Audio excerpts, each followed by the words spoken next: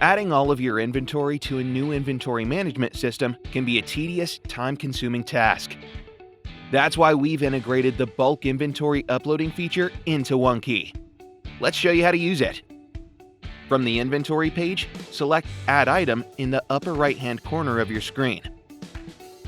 Select the blue Get Template button. This will take you to a set of 3 steps.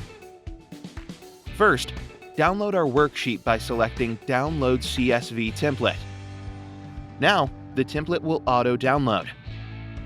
Find in Downloads, right-click, and select Open With.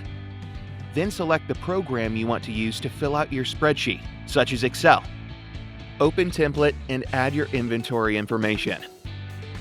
Follow the instructions and rules in the headers for each item on the CSV worksheet.